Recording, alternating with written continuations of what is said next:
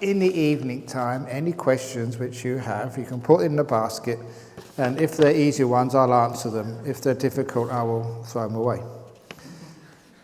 Here you go. Ajahn, I am 45 and I've just been diagnosed with multiple sclerosis, MS.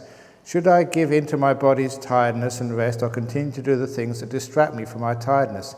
If I give in to the tiredness, I am scared I will not be able to control the consequences of depression.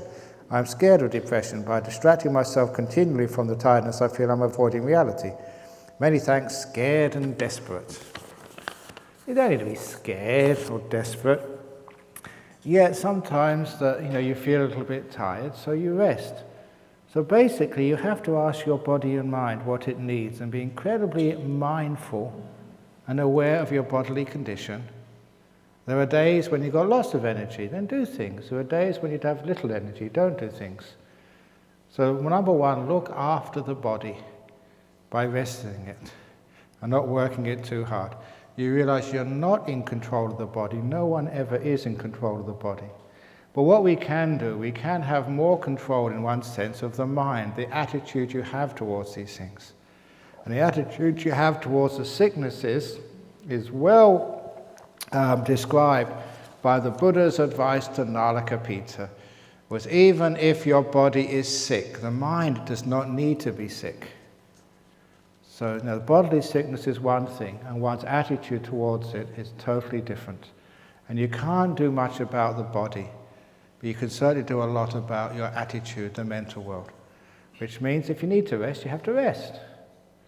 I remember even Ajahn Chah, we asked him once this question: what would happen if an enlightened being got bitten by a rabid dog?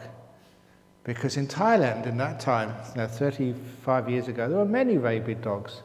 And there was no medicine for it. So you know what they used to do in those days? If you got bitten by a rabid dog, they'd just tie you to a tree until you screamed yourself to death. It wasn't very nice, but that's basically the medicine. So what would happen to a arahat, enlightened being, if they got bitten by a rabid dog? You know what Ajahn Chah said? They just tie him to a tree and he just kept screaming. Because that's his body. But the mind would be perfectly at peace. A very interesting answer from a great monk. So basically, that's the body doing its reaction. Even if you kick sort of an enlightened being, he still go ow, or she'll go ow. They won't say, oh, this is a kick. It is just the impingement on my fifth sense base. No, these are just automatic reactions which we have. So if they kick you go, ow. So understanding the nature of these things. If you've got MS, yes, it's going to be tired, it's going to be sort of not so good physically, but your mind can always be free. So depression is your choice. Now the MS is not. It's there. But what you can do with the right attitude, as far as I understand the nature of the mind, you can keep going with that MS. And if you have a positive mind, it's amazing just how long you can live healthily and well by changing the attitude. There's just that guy who's over at Bodhinyana Monastery at the moment. What's his name again?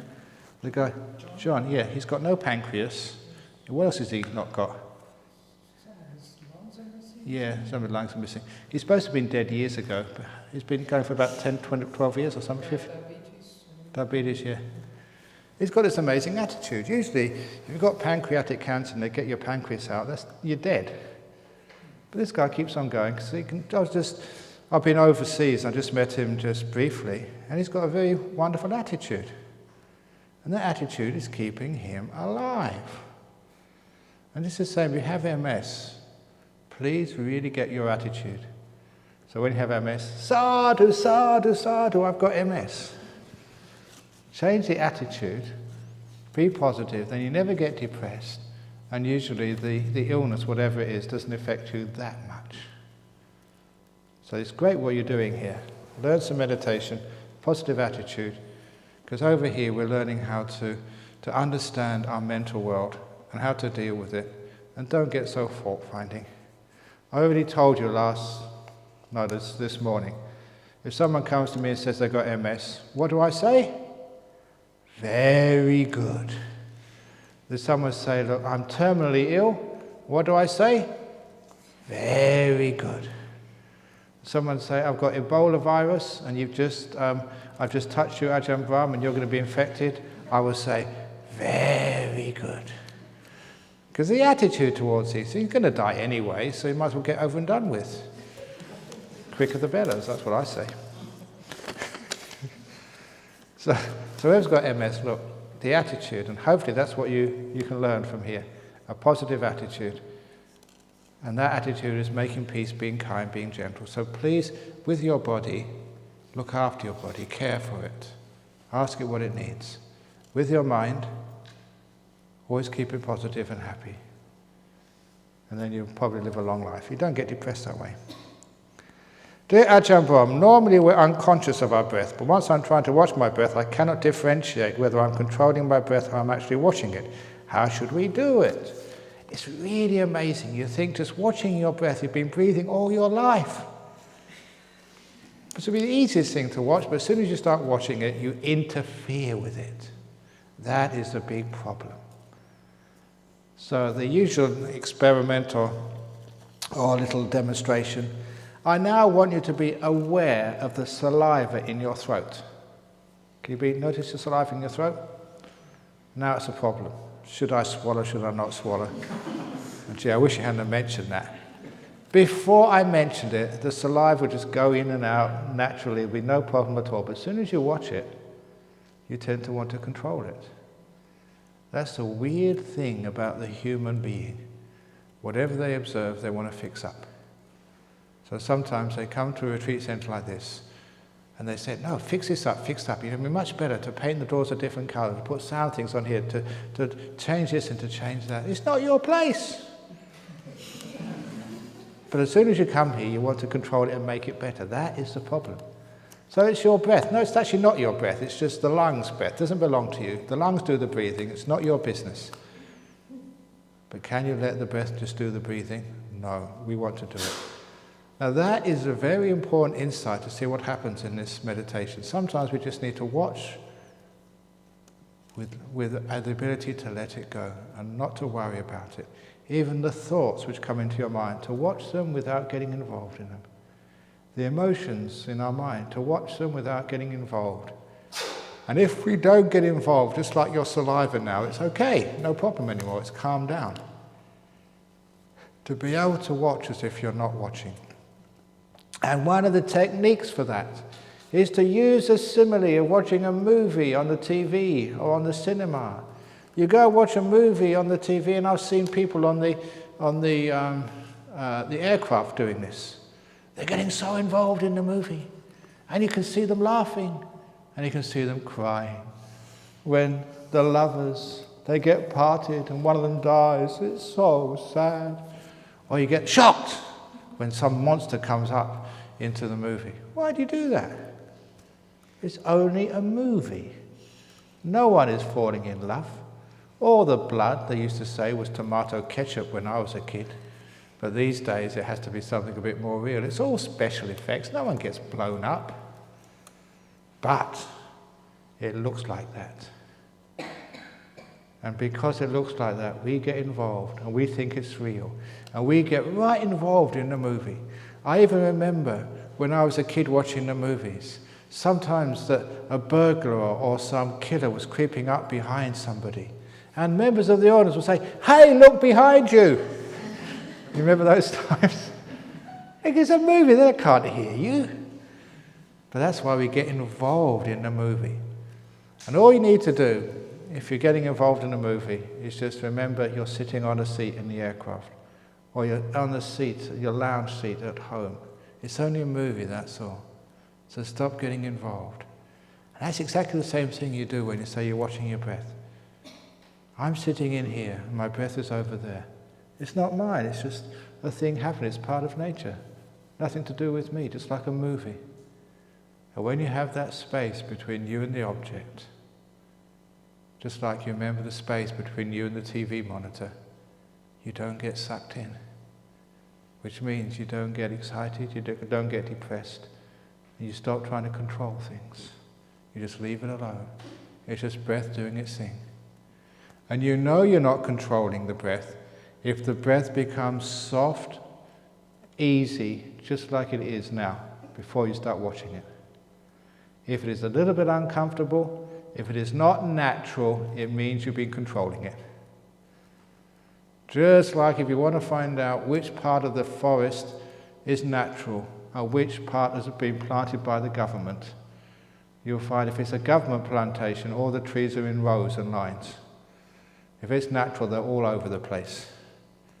You can see what's the difference between control and natural. Your breath, when it's natural, it's just nice and peaceful. It doesn't know which way it comes in, which way it doesn't come in. But when it's controlled, you can notice what it's like. It's unnatural. It doesn't feel soft and easy. Which is one of the reasons why, for those of you who haven't heard me teach like this before, you'll hear it the next couple of days, I never choose to watch my breath. I never sort of say, okay, I'm going to watch my breath now. All I do is to relax the body, then relax the mind, just let go of the past and the future, stop all this thinking, and the next thing I know, you're aware of your breath. I don't go grabbing it, it comes to me. And when you do this naturally, without choosing to watch the breath, everything else calms down, the only other thing left moving is the breath. That is always a very peaceful and soft breath. I know I'm not controlling it because I haven't started controlling from the beginning. The whole meditation has been letting go of control, just letting go of the body, letting go of the past and the future, letting go of thinking. Because thinking is one of the main tools we use to control. And then let go so much the breath comes because it's the only thing left moving. And then it's always peaceful and beautiful. So it's a very good question. Hopefully I've explained the answer there. If it's relaxed, peaceful, soft and smooth, great, you're not controlling. If it is rough, uncomfortable, a problem, you're controlling. And if you're controlling, imagine the breath out here, you're in here. There's a space between you and the object, which gives you an opportunity just to let it be natural. Please advise me how to start on my meditation. I don't know what to do. Brilliant. Sit down, close your eyes and shut up. That's your meditation instruction. Next question. It's much easier when you don't know what you're doing. Because when you don't know what you're doing, it means you don't do anything. When you don't do anything, everything becomes peaceful. It's amazing how many people get their best meditation when they're absolute novices. Just like me, my first meditation retreat, I didn't know what I was doing. Because I didn't know what I was doing. That was brilliant. I didn't have any expectations. I just sat there and let go and did nothing. And that's when you got incredibly peaceful and still. Later on, I learned how to meditate, and that was the problem. It took me years to unlearn that all again. Do you understand? Because once you know what to do, then you have the means to control. Once you don't know what you're doing, you can't control anything. Which means you sit there and let go and just watch, and it gets very, very peaceful very, very quickly. So that's brilliant. Whoever asked that question, please don't come to any more talks, because I'm afraid you might learn how to meditate. You can come, but it's just all about letting go and stop controlling. Make peace, be kind, be gentle. Okay, make peace, be kind, be gentle. Make peace, be kind, be gentle. All together now. Make peace, be kind, be gentle. Yes. This is just like a cult. Is it best to count the breaths or to not do anything at all? Ajis, just to observe without commentary. The best, the Rolls Royce, is to do absolutely nothing, like I just said. However, if you're an accountant or a math professor, yeah, go and count the breaths, because people like counting things. I said yesterday that in Buddhism we have the Four Noble Truths, we have the five the five spiritual powers, we have the 6 sense bases, we have the 7 enlightenment factors, we have the 8-fold path, we have so many of 8s and 11s and 12s and 6s and 5s. This is a great religion for a mathematician. Because I studied maths at university, that's why I really like Buddhism. Oh, this is speaking my language. 4 this and the 5 that. But people like counting things, which is why sometimes you like counting. How many